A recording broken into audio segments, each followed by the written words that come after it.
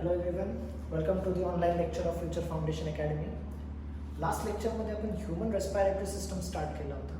We have already studied what is meaning of respiration. We have classified respiration. Then we further studied different respiratory organs in different living organisms. In yesterday's lecture, we have already started human respiratory system. आपण human respiratory system चा diagram detail मध्ये बघितलेला आहे. I request all students to practice that diagram and go through each and every name so that you will understand all further lectures depending upon that diagram. And yesterday I got few calls related to how to draw that diagrams. ज्यावेळेला आपला हा chapter संपेल प्रत्येक डायग्रामचा demo कसं draw करायचं याच्यावरती मी एक separate lecture देखील घेणार आहे. ठीक आहे. सो यस्टरडे जेव्हा आपण ह्युमन रेस्पिरेटरी सिस्टम स्टार्ट केला होता, ह्युमन रेस्पिरेटरी सिस्टमचा फर्स्ट ऑर्गन नेसल चेंबर आपण स्टडी केलं. काल जे बघितले त्याचे पॉईंट्स मी इथे नोट डाऊन केलेले आणि डायग्राम फक्त समोर आहे तुमच्या. Human respiratory system it starts with nose, this nasal chamber जे ब्लू कलर मध्ये तुम्हाला दिसतं. It starts with external nostrils and here internal nostrils. त्यालाच नाव आहे एक्सटर्नल नेस, इंटरनल नेस. मधला जो पूर्ण पॅसेज आहे त्याला आपण नाव दिलेलं होतं नेसल चेंबर. नेसल चेंबरचे जे नॉस्ट्रल्स आहे मध्ये पार्टिशन कार्टिलेज आहे which is called as mesethmoid cartilage, त्याला नेसल सेप्टम पण म्हणतात, ज्याच्यामध्ये 2 नॉस्ट्रल्स होतात. मध्ये तुम्हाला 3 बोन्स डिवायडिंग चेंबर्स दिसतात which is called as Superior नेसल कॉन्किया, मिडल नेसल कॉन्किया आणि लास्ट असणार तो इन्फिरियर नेसल कॉन्किया. हे आपण बघितलंय. पूर्ण नेसल चेंबरचे 3 पार्ट्स, 3 रिजन्स आपण बघितले. पहिला वेस्टिब्यूल आहे, दुसरा रेस्पिरेटरी रिजन आहे आणि तिसरा सेन्सरी रिजन असणार आहे. तेच पॉइंट्स इथे लिहिले बघा. ह्युमन नेसल चेंबर जो आहे it starts with external nares that is nostrils, ends at internal nares at the opening of pharynx. जो कंप्लीट नेसल चेंबर आहे त्याचे 3 रिजन्स आहेत. पहिला वेस्टिब्यूल आहे आणि वेस्टिब्यूल कडे इथं प्रेझेंट असणार ते cilia that is hair like structures which traps the dust particles coming. त्याच्यानंतर दुसरा रिजन आपण बघितला रेस्पिरेटरी रिजन. हा जो पूर्ण रिजन आहे तो रेस्पिरेटरी रिजन आहे. तिथं भरपूर सारे ब्लड वेसल्स असतात. इट इज अ वॅस्क्युलर रिजन ज्याच्यामुळे एअर जो असणार आहे तो मॉइस्ट होणार आहे आणि ह्युमिडिफाय होणार आहे.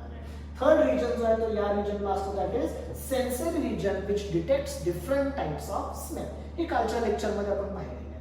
मग हे माझे 3 डिवाइडिंग रिजन्स तुम्हाला ऑलरेडी मी सांगितले. नेसल कॉन्कियाचे Superior, middle and inferior.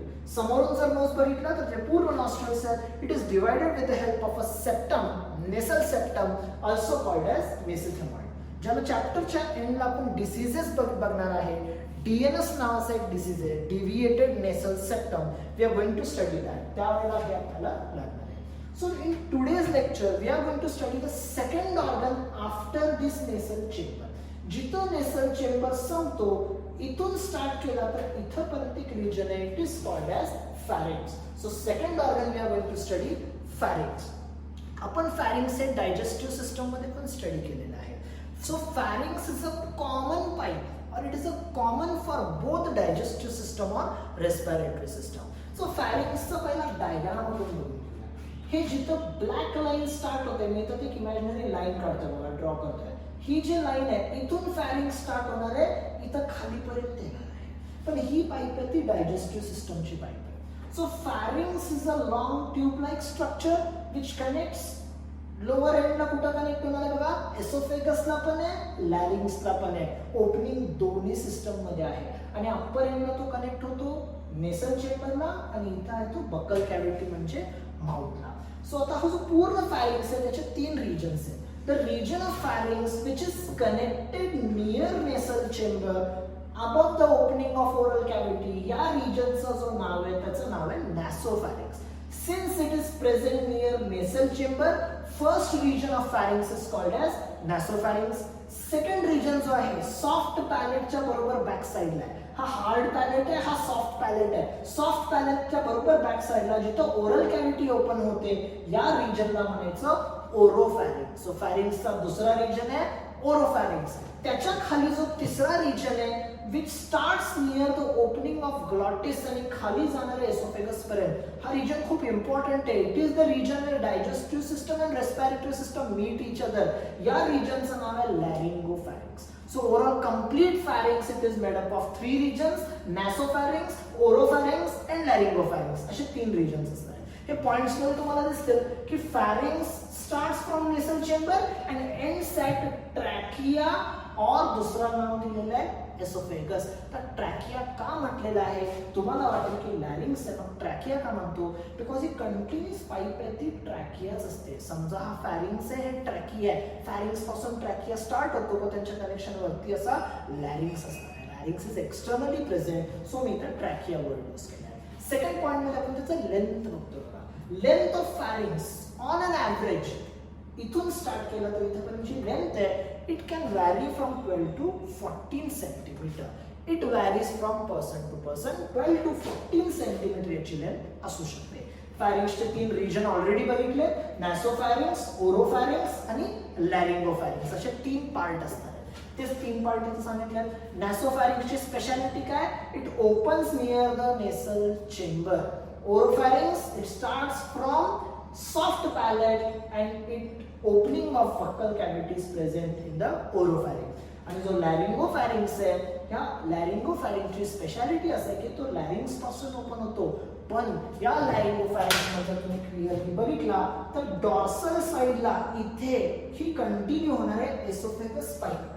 He pipe तर कंटिन्यू आहे. समजा मी तर कट केलं तर imaginary opening of this larynx into oesophagus, that opening is called as gullet. Dorsal opening of larynx is called as gullet. Dorsal opening. Ventral side ला हेच larynx कुठे ओपन होणार आहे? It opens in the trachea and near the larynx.